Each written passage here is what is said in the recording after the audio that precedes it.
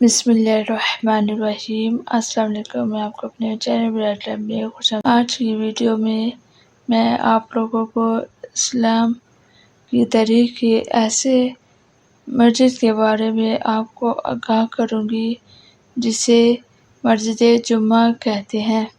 جب آپ صلی اللہ علیہ وآلہ وسلم نے مکہ مکرمہ سے ہجرت فرمائی اور مدینہ منورہ کی طرف روانہ ہوئے تو مدینے کے قریب قبیلہ بنو ہاشم بن عوف کی بستی وادی نوراء میں آپ صلی اللہ علیہ وسلم نے قیام فرمایا۔ جمعہ کا دن تھا اور یہی وہ دن تھا جب آپ صلی اللہ علیہ وآلہ وسلم نے اسلام کی تاریخ کا پہلا جمعہ پڑھایا۔ یہی مقام بعد میں مسجد جمعہ کے نام سے معروف ہوا۔ نبی کریم صلی اللہ علیہ وآلہ وسلم نے یہاں تقریباً 1 گھنٹہ قیام فرمایا۔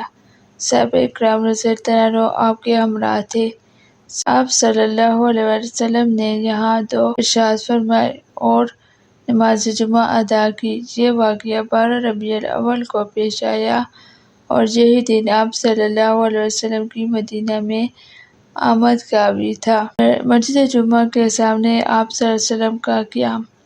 روایت کے مطابق مسجد جمعہ کے سامنے جہاں سڑک یا کھلی جگہ ہے وہاں آپ صلی اللہ علیہ وسلم نے مختصر قیام فرمایا، جیسا کہ میں نے آپ لوگوں کو ویڈیو میں بھی دکھایا ہے کہ جہاں پر ہمارے پیارے نبی صلی اللہ علیہ وسلم نے اور صحابہ کرام رضی اللہ عنہم نے قیام فرمایا تھا، اور یہی وہ مقام ہے جہاں آپ صلی اللہ علیہ وسلم نے وقت گزارا تھا، جہاں سے مدینہ کی طرف آپ صلی اللہ علیہ وسلم کا باقاعدہ سفر داخلے کے ساتھ شروع ہوا۔